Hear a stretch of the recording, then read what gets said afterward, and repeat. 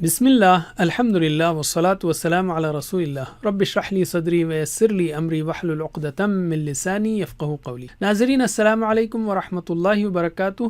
سیرت النبی صلی اللہ علیہ وسلم انگلیوں پر اہم واقعات کو یاد رکھیے آسان طریقے سے 5 منٹ سیریز میں۔ سبق نمبر 10 جس میں ہم 11واں سال لیں گے، یاد رکھیے 10واں سبق ہے لیکن سال 11 ہے۔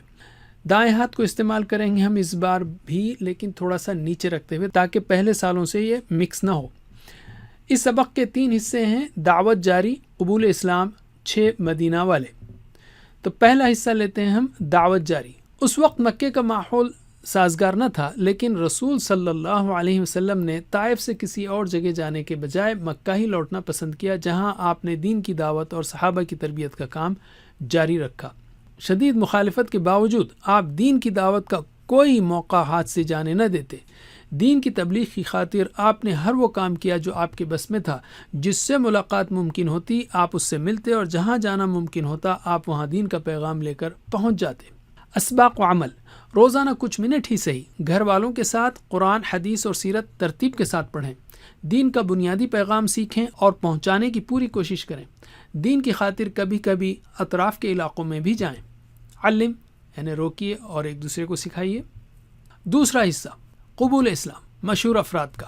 طائف سے مکہ واپسی کے بعد نبی کریم صلی اللہ علیہ وسلم نے حج کے لیے آنے والوں میں دعوت دی۔ ایک ایک قبیلے کو آپ دین کی دعوت دیتے۔ کھلی تبلیغ کے بعد پچھلے 10 سالوں میں آپ نے حج کے لیے آنے والے کئی قبائل اور افراد کو دعوت دی، لیکن کسی نے اسلام قبول نہ کیا۔ البتہ 11ویں نبوی کے حج میں چند مشہور افراد نے اسلام قبول کیا۔ مثلا حضرت سوید شاعر تھے اور سمجھدار آدمی تھے۔ رسول صلی اللہ علیہ وسلم نے انہیں قرآن پڑھ کر سنایا تو کہا کہ یہ تو بہت ہی اچھا کلام ہے، اور پھر اسلام قبول کر لیا۔ حضرت طفیل رضی اللہ عنہ قبیلہ دوس کے سردار تھے۔ مشرکین مکہ نے انہیں رسول صلی اللہ علیہ وسلم کے تعلق سے بہکا دیا تھا، تو انہوں نے کانوں میں روئی ٹھونس لی کہ کہیں محمد کی باتیں کان میں نہ چلی جائیں۔ رسول اللہ سے ملاقات ہوئی تو آپ صلی اللہ علیہ وسلم نے اسلام پیش کیا اور قرآن پڑھ کر سنایا۔ قرآن سن کر وہیں انہوں نے اسلام قبول کر لیا اور کہا اس سے عمدہ اور انصاف کی بات کبھی نہ سنی تھی۔ اسی دور میں ایاس، ابو ذر غفاری اور دماد ازدری رضی اللہ عنہم نے بھی اسلام قبول کیا۔ اسباق و عمل: دین کی دعوت اگر لوگ قبول نہ کریں تب بھی مایوس نہیں ہونا چاہیے، چاہے کئی سال لگ جائیں۔ غور کیجئے کہ دین کی دعوت کے لیے آپ صلی اللہ علیہ وسلم نے بار بار قرآن کو پیش کیا ہے۔ قرآن میں اللہ تعالیٰ نے بڑی تاثیر رکھی ہے، اس کو سمجھ کر پڑھنے کی کوشش کریں۔ علم۔ تیسرا حصہ 6 مدینے والے۔ مشرکین کی مخالفت سے بچنے کے لیے رسول صلی اللہ علیہ وسلم رات کے وقت قبائل سے ملاقات کرتے۔ ایک رات رسول اللہ نے حضرت ابو بکر و علی رضی اللہ عنہما کے ساتھ مینا کی گھاٹی میں مدینے سے آئے ہوئے قبیلہ خزرج کے 6 لوگوں سے ملاقات کی اور انہیں اسلام کا پیغام سمجھایا۔ چونکہ یہ لوگ یہود کے ذریعے رسول اللہ کے بارے میں جان چکے تھے، اس لیے انہوں نے فوراً اسلام قبول کر لیا اور اپنی قوم کو بھی اسلام کی دعوت دینے کا عزم ظاہر کیا۔ اس طرح اسلام کا پیغام مدینے تک پہنچا اور وہاں گھر گھر میں اسلام کا چرچا پھیل گیا۔ اسباق و عمل: دعوت دین کے لیے مختلف اوقات، طریقے، جگہیں وغیرہ اختیار کیجیے۔ مشکلات چاہیں کتنی ہی سخت کیوں نہ ہوں، ان کے بعد آسانیاں ضرور ہوتی ہیں۔ مدینے کے ان 6 لوگوں کی طرح نیک کام کرنے میں جلدی کریں۔ علم۔ اب ہم لیتے ہیں قرآن۔ مکے کے چوتھے دور یعنی 11 سے 13 نبوی میں مسلمانوں کی تربیت اور دین کی دعوت کے لیے قرآن کی تقریباً 15 صورتیں نازل ہوئیں۔